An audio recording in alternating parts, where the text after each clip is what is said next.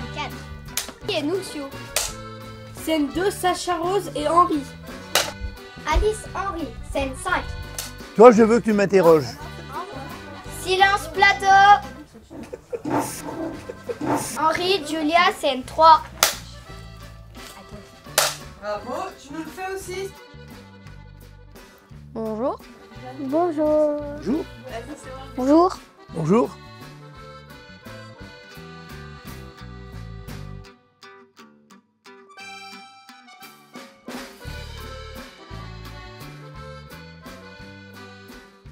Bonjour, je m'appelle Alice. Je m'appelle Justine, j'ai 8 ans et je suis en CM1. Je m'appelle Nunzio, et vous?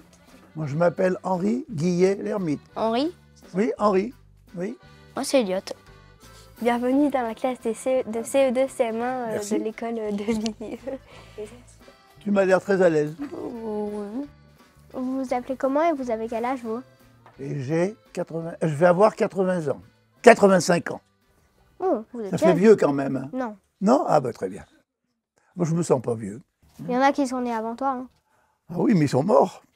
La majorité. Tu vois, je suis un survivant.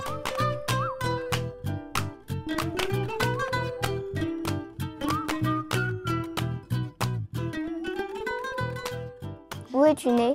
Alors, je suis né à Voiron au mois de juillet 1939.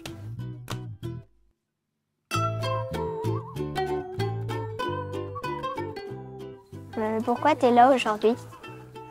J'ai vécu à Bilieu de l'âge de 10 jours jusqu'à l'âge de 6 ans. Et à 6 ans et demi, je suis allé vivre à Voiron parce que j'avais perdu mon papa. Et mon père est mort à 32 ans. Et donc, j'avais plus que ma maman qui avait un commerce à Voiron. Et donc, elle était un petit peu débordée.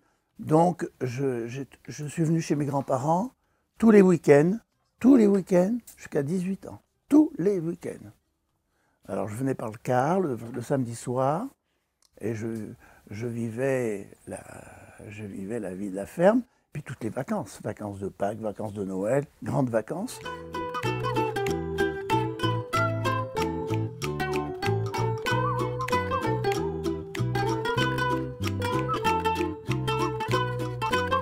Est-ce que tu as des bons souvenirs de tes grands-parents?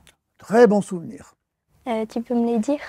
Ben, je veux te dire, alors mes grands-parents, c'était des paysans. Ils habitaient pas loin, au Mort. Oui, alors à l'époque, c'était un petit peu comme ça.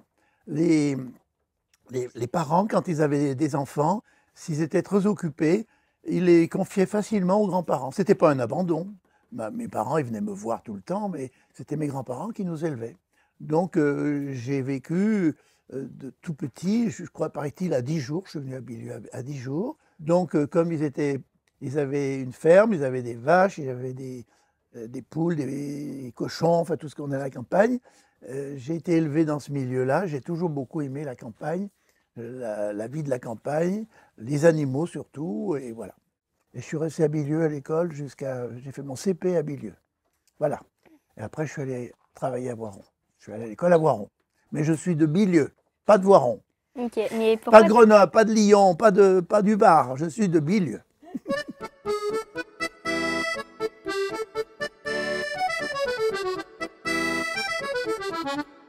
Et ta maman, elle est morte quand t'avais quel âge? Eh bien, ma maman, elle est morte subitement à l'âge de 57 ans. Donc, j'avais 32 ans. Voilà. Ok. Ma maman, mon papa, mes grands-parents sont tous enterrés à Bilieu. Je vais être enterré à Bilieu parce que Bilieu, c'est mon pays. C'est ma vie.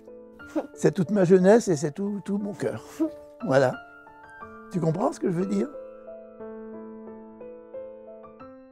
T'avais des frères et sœurs? J'avais 2 sœurs. 2 sœurs.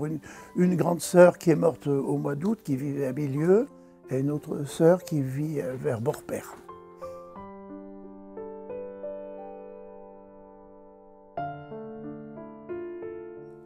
Et j'ai un neveu qui est le fils de René, ma sœur aînée, qui habite toujours Bilieu, voilà, qui était clerc de notaire. Voilà, c'est tout ce qui me reste de ma famille à Bilieu. Pourquoi aimais-tu ta grand-mère? Pourquoi t'as deviné que j'aimais bien ma grand-mère? C'est une question ou tu es sûr que j'aimais bien ma grand-mère? Je suis sûre que tu aimais bien ta grand-mère. Alors la question, oui, j'aimais beaucoup ma grand-mère parce que elle m'a appris beaucoup de choses. Déjà, elle m'a appris le travail. Elle ne supportait pas, elle ne supportait pas qu'on reste sans rien faire. Alors, par exemple, à la campagne, on avait toujours quelque chose à faire. Quand on était petit, on faisait ce qu'on pouvait. Je nourrissais les lapins, voilà, je gardais les vaches, je faisais des choses à ma... Et puis après, quand j'ai grandi, eh ben, j'ai des choses plus difficiles. J'ai aidé mon grand-père à faire les foins, à labourer, etc. Et ma grand-mère, elle nous a appris le travail, l'honnêteté. Elle était sévère, mais voilà. J'avais beaucoup de respect pour elle, je l'aimais infiniment. Tu vois, j'ai eu ma grand-mère que j'ai toujours aimée, que j'aime toujours. J'ai eu ma maman qui était exemplaire, qui était très courageuse, puisqu'elle était veuve à 32 ans, elle a élevé ses enfants avec mes grands-parents. Et ma sœur qui vient de mourir, qui était aussi quelqu'un qui était qui avait beaucoup de qualités. Voilà.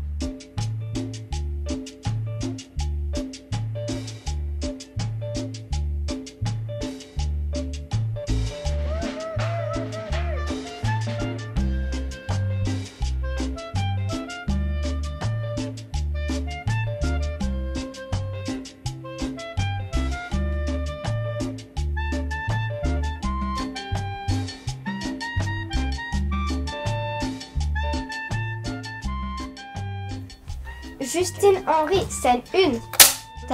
À l'école, tu avais un maître ou une maîtresse? Une maîtresse. Je me souviens d'elle. Hein. Elle était sévère ou pas? Non, enfin, elle était exigeante, mais elle n'était pas... Ah non, on l'aimait bien, quoi. C'est quoi ton meilleur souvenir avec cette maîtresse? Mon meilleur souvenir, c'était l'école.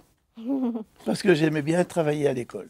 Jusqu'à la fin de mes études, l'école, c'était mon métier. Ben oui, j'étais un élève, puis un étudiant. J'aimais beaucoup l'école. Alors, on apprenait à compter avec des bûchettes. Les bûchettes, c'était des petites allumettes ou des petits morceaux de bois que nous donnaient nos parents, mes grands-parents. Ils faisaient des bûchettes. Alors, on mettait des petits machins, 1, 2, 3, 4, plus 4. Enfin, voilà, c'est comme ça qu'on apprenait à lire. Et puis, on apprenait à lire avec un livre qui s'appelait Toto et Lily. Il y avait les mêmes récréations Oui, récréation, bien sûr. Tu sais où elle était, l'école? Non? Tu sais pas où elle était? Là où il y a la petite épicerie. Tu sais où c'est la petite épicerie? Oui. Bon, ben alors, de chaque côté, il y avait l'école à droite en arrivant, de face comme ça. À droite, c'était l'école des petits. Puis après, on allait à la grande école, grande classe. C'était aussi une institutrice qui était très connue, mademoiselle Pellafol. Ben, je pense qu'on était plus studieux parce qu'on n'avait pas du tout de distraction. Et puis moi, comme je vais dire que j'étais un bon élève, alors j'aimais les études, voilà. Ouh là là, bah nous, la moitié de la classe, elle aime pas l'école. Ah oui, c'est pour ça que mes petits-enfants n'aiment pas l'école. Ah bah tu me réconfortes. Je disais que de temps en temps, ils étaient bizarres quand même. Ah, c'est ça. Et toi, tu aimes l'école? Oui. Ah oui, on voit bien que tu es une bonne élève. Tu es très bien habillée, tu as un bon maintien, enfin, on sent que tu es une bonne élève. Voilà. Et le peu que je vous ai vu, là, j'ai beaucoup de sympathie pour vous. Et quand j'avais 18 ans, que je projetais d'être vétérinaire, c'est difficile les études vétérinaires, il faut beaucoup bosser. Alors je me disais, si j'arrive pas à réussir le concours, je projetais d'être instituteur. Mais j'aurais été instituteur de campagne comme ça. J'aurais voulu, et j'aime beaucoup enseigner. J'aime beaucoup m'occuper de mes petits-enfants, leur apprendre des choses. Mais de temps en temps, ils me trouvent un peu embêtant. C'est l'élégance de la vie. Bien parler, bien écrire, c'est l'élégance. Avoir des relations normales avec les gens, c'est l'élégance. Voilà, moi j'aime l'élégance. Bah moi aussi. Eh ben voilà, on va s'entendre.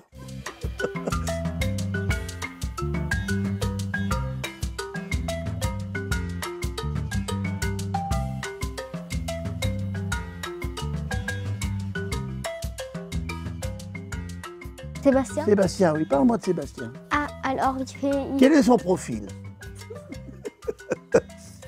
il fait beaucoup de sorties. Oui, Il sait nous faire travailler en nous faisant rire. vous n'apprend pas dans la rigueur, vous tape pas sur les mains, sur les doigts. Non. Paf, Ah non, alors, super. non. C'est bien, c'est bien. Il aime bien que ce soit clair et net aussi. Bravo, mais il a pas mal de qualité alors. Et il crie pas beaucoup aussi. Ouais, c'est que vous êtes sage.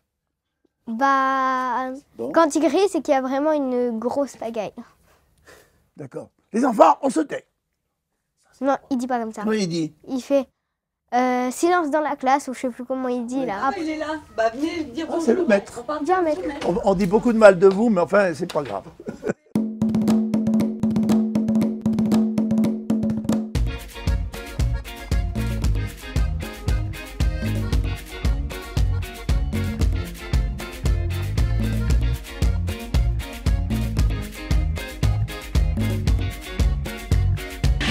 Vous pouvez relancer les caméras, c'était pour dissocier les...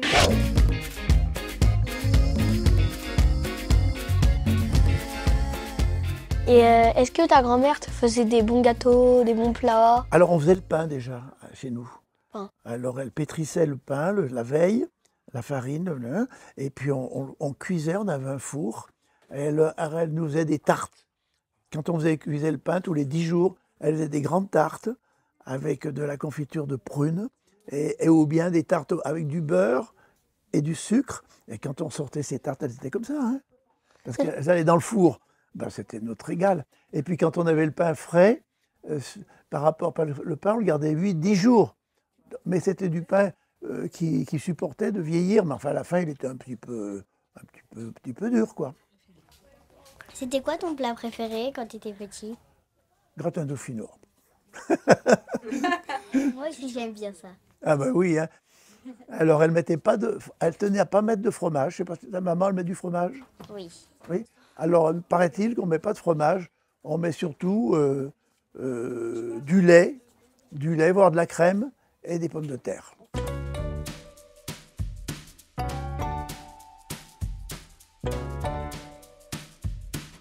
J'aime pas les pizzas. Quoi? T'aimes pas la pizza? Non.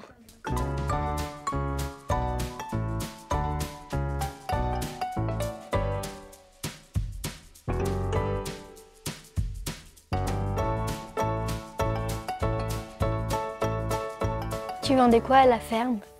Il y avait beaucoup de gens pendant la guerre qui passaient dans les fermes pour qu'on leur donne ou leur vende, je ne sais pas si, peut-être vendre du beurre, des œufs, éventuellement des saucissons, fait tout ce qu'on avait à la campagne parce qu'on produisait le jardin, tout ça c'était produit. Donc les gens de la ville étaient privés de tout. Alors les gens venaient de Voiron, de Grenoble, à vélo. Ils passaient avec leur vélo, le porte-bagages, et puis je sais que chez mes grands-parents, il y avait un tas de familles qui passaient, je me souviens d'ailleurs de certains, et mes grands-parents leur vendaient, je pense, ce qu'ils pouvaient, ce qu'ils avaient. De même que quand pendant la guerre, je me souviens qu'on était tenus de livrer des animaux pour nourrir les gens qui sont à la guerre. Alors, par exemple, on imposait à un paysan, par exemple, mon grand-père, il avait 10 vaches, eh bien, tous les, je ne sais pas quoi, ça je ne suis pas capable de dire, on leur demandait de donner une vache, c'est ce qu'on appelait la réquisition des animaux. On réquisitionnait. Et puis, je me souviens de la fin de la guerre, en 1945, où Bilieu était envahi par les Américains. Tu vois, la fin de la guerre, c'était la joie, et j'ai un souvenir d'enfant, je devais avoir, j'avais 6 ans. Il distribuait des chewing-gums. Là à côté, en face de l'école, un peu plus bas. Tu vois, je m'en souviens comme si c'était hier. Et nous, on était contents des chewing-gums. On ne savait même pas ce que c'était. Je crois que c'est là que j'ai découvert les chewing-gums. Est-ce que les Américains, ils étaient gentils? Très gentils, très très gentils, oui, bien sûr. Ils venaient participer à la joie, parce que ça a été une grande joie quand la guerre était finie. Tout le monde était heureux. Et à la fin de la guerre, quand sont revenus les prisonniers, bon, à la guerre, il y a eu des morts, dans toutes les, d'ailleurs, monuments aux morts. Tu as vu, il y a la liste des morts dans la guerre de 14, il y a la liste des morts de Bilieu, des jeunes en moyenne de 20 ans, 25 ans, qui sont morts. Puis il y a ceux qui sont revenus, qui étaient prisonniers. Voilà. Alors, on avait fait chez mes grands-parents, ils avaient fait une grande fête de retour des prisonniers. Donc tout Bilieu, tous les habitants, tous les paysans de Bilieu venaient célébrer cette fête. Alors on avait tué des volailles. Je pense que chacun avait donné quelques volailles. On avait tué un veau et on avait fait un grand repas. Voilà. Et après un bal. En juin 1945, René Guillermite, âgé de 8 ans, écrit à ses parents et leur demande en même temps de remettre à une de ses camarades une petite lettre où elle lui raconte. Dimanche, nous avons fait un grand dîner chez ma grand-mère à Bilieu. Nous avons invité tous les prisonniers. Nous avons bien chanté. Nous avons aussi bien mangé. Je vais te dire, ma chère Colette, ce qu'on a mangé. Pour dîner, du saucisson avec du beurre, de la salade, du poulet, des haricots et pour le dessert, de la crème au chocolat avec de la brioche. Et le soir, pour la soupe, une petite louche de bouillon gras avec du pain et les restes de midi. Ma chère petite Colette chérie, je t'embrasse de toutes mes forces. Ta petite amie qui pense à toi, René. Alors l'image, il me revient que mon papa n'était pas mort encore. C'était au mois de juin, je crois. Il est mort au mois de novembre. Et alors, on dansait. Enfin, bon, pas moi, mais je devais m'agiter comme un petit garçon. Et à mon papa, il dansait sur l'air. À l'époque, c'était ce qu'on appelle des balmusettes. On dansait avec l'accordéon, on valsait, etc. Et alors, il avait ma grand-mère, sa belle-mère, c'est-à-dire la maman de ma maman, qui était à Bilieu. Elle était toute légère. Elle dansait sur les pieds de mon papa. C'est-à-dire qu'elle était installée sur les pieds de mon papa et il se déplaçait comme ça. Voilà, je me souviens de ça.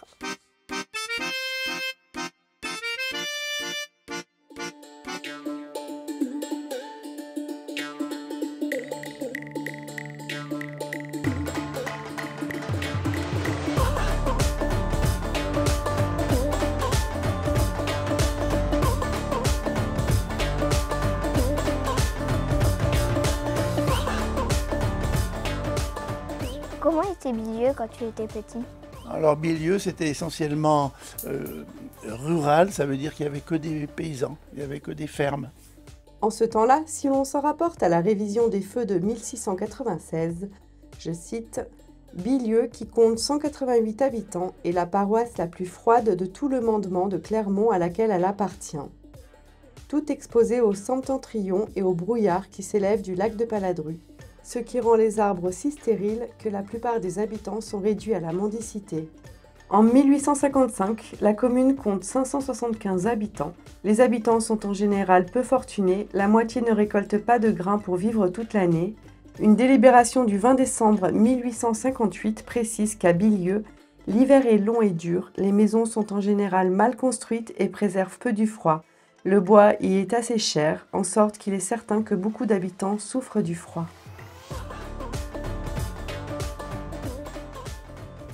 J'ai fait un petit peu calcul, il y avait 42 fermes. Et tu joues avec tes copains dans les champs? Bah, tu sais, on jouait pas beaucoup. Parce qu'à la campagne, on travaillait tout le temps, même quand on était petit. Donc, on n'avait pas de loisirs. Enfin, on allait au lac que le dimanche. Il fallait revenir à 5 heures pour aller garder les vaches dans les champs. Et puis, à l'époque, on était très respectueux, je pense que vous l'êtes aussi, mais nos parents nous disaient, moi c'était mes grands-parents, nous disaient de rentrer à 5 heures, on rentrait à 5 heures. Bah, moi, je sors pas de ma maison toute seule, moi. C'est normal, oui, oui. Nous, on sortait parce qu'il n'y avait aucun danger. Il n'y avait pas les voitures? Ben non. Pas encore? Ben non. On allait tous à l'école à pied, bien entendu. Et sinon, il y avait des calèches.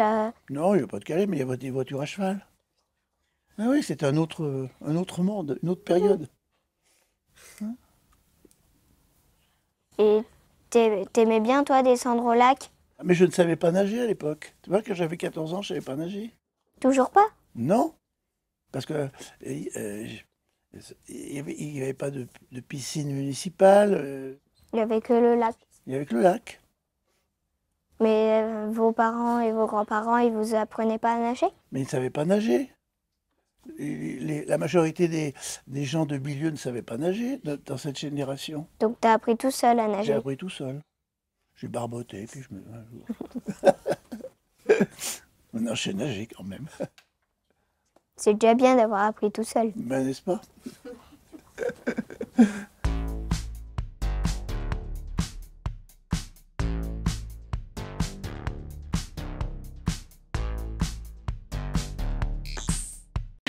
Allez, dépêche-toi. Julia, tu peux regarder Henri?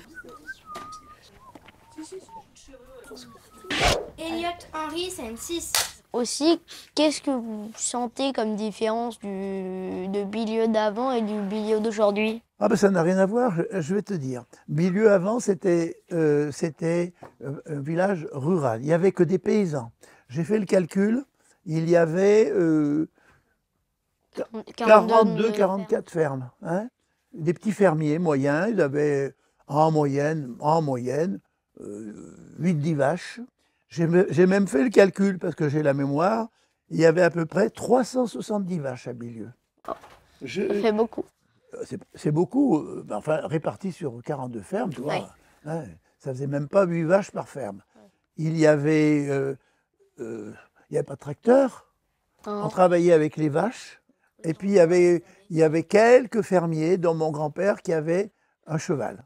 J'ai calculé, il devait avoir 10 chevaux à Bilieu, qui tiraient la charrue, qui tiraient voilà. Il y avait 3 maisons qui n'étaient pas des paysans, des cultivateurs. Alors il y avait un monsieur à la sortie du village qui s'appelait monsieur Gossot. Il venait pendant les vacances, tu vois. Ah, c'est une maison de vacances? C'était une maison de vacances. Il n'y avait personne qui... Si, il y avait le directeur de l'usine. Tu sais, il y avait une usine à Bilieu. Tu sais où elle était? Là, à côté, en face de l'école d'autrefois. Il y avait une usine où on fabriquait de la soie et travaillaient les ouvrières, des femmes de Bilieu.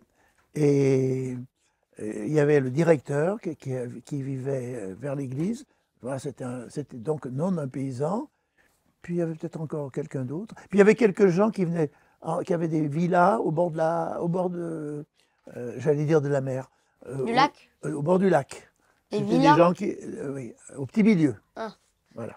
Mais à l'époque, il y avait quelques villas, quelques chalets, mais tout le bord du lac était abordable. Il y avait des champs où allaient paître les vaches. Maintenant, c'est tout habité. Voilà. Est-ce que vous connaissez la famille Frappa? Bien sûr. Ah, t'es la fille de qui alors? Benoît. Ah, l'enfant de René. René est mort il n'y a pas longtemps. Oui. Oui, tu vois, je suis au courant, hein, je connais tout le milieu. René, c'était le fils c'était le fils de Joseph Frappa. Oui.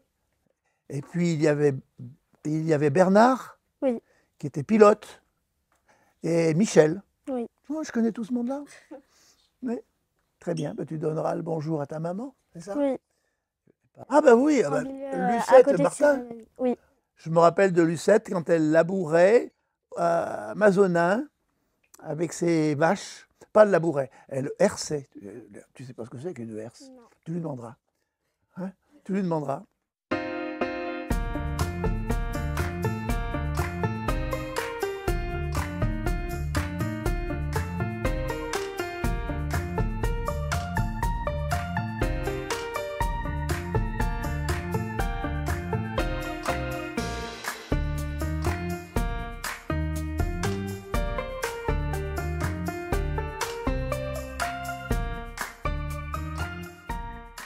Et c'était quoi votre dernier métier que vous avez fait? Mais moi, je dis, c'était mon métier jusqu'à 24 ans. C'était mon métier de travailler à l'école.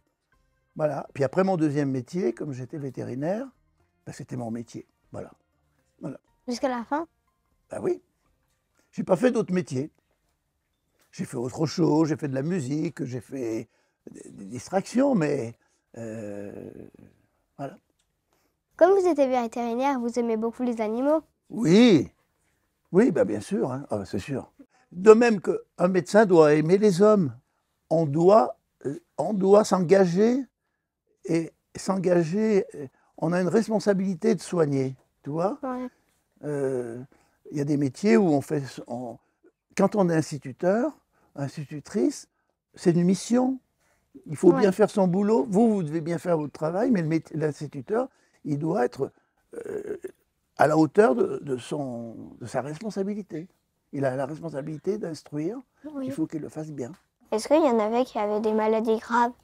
Ah oui, bien sûr, dans toutes les espèces, il y a des maladies graves, il y a des maladies mortelles, il y a des accidents. Voilà, j'ai soigné les vaches, j'ai soigné les chevaux, j'ai soigné les porcs, j'ai soigné les volailles, j'ai soigné les chiens. Et les chats? Et les chats. J'ai soigné, non, j'ai pas soigné, mais j'ai vécu en Afrique noire, j'ai soigné les zébus. Mais oui. Les zébus. Voilà. Ça faisait peur quand tu les soignais? Parce que c'est gros quand même, un zébu. Comme une vache. J'ai pas peur des vaches, moi. Alors, du coup, comme j'ai pas peur, je pense qu'ils le sentent et je crois que si j'ai été mordu, bien sûr, dans mon métier, mais c'est normal. Ça fait mal? J'ai reçu des coups de pied de chevaux, des coups de pied de vaches. C'est normal. Une fois, j'avais reçu un coup de pied dans le ventre. Je me rappelle, et j'étais dans le Pas-de-Calais. Je travaillais dans le Pas-de-Calais et je me tordais de douleur. J'étais affligé. Le paysan, c'est un Belge. Et il m'a dit « Ah, mais c'est le métier qui rentre !» Je t'assure que je n'étais pas content. Hein. Oh, il rentrait là où il ne fallait pas. Hein.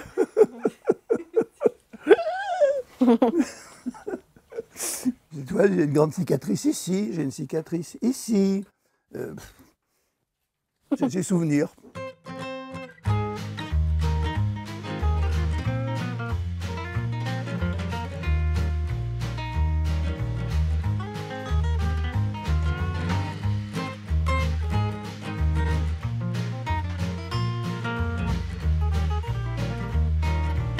Donc t'en as avec les cartes Pokémon, sinon je les prends et je les donne à mon chien.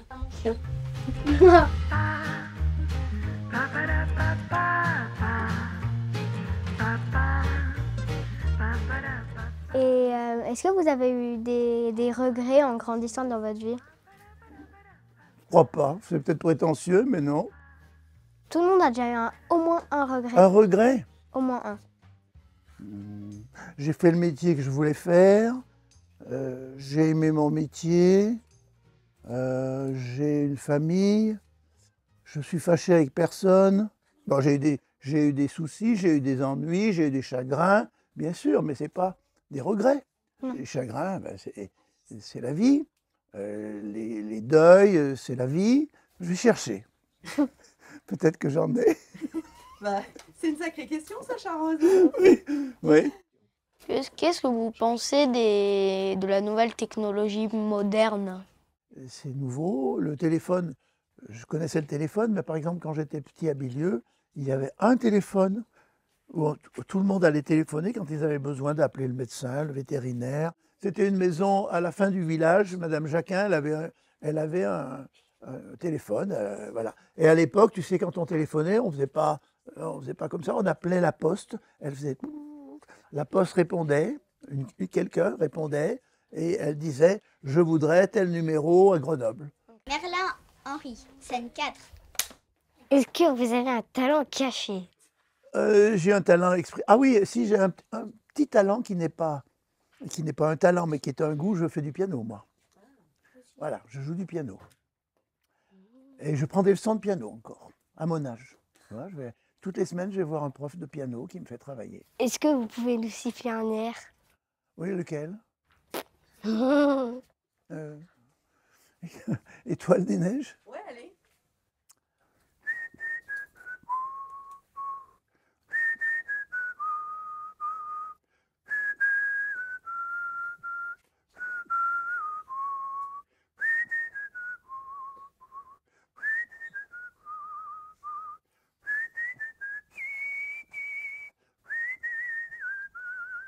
Tu vois, je siffle. Hein. Je siffle tous les airs. J'ai fait 3 sports, mais pas ça en tout cas. Merci. Merci. Merci à toi. Je suis très content de te connaître. Merci, Julia.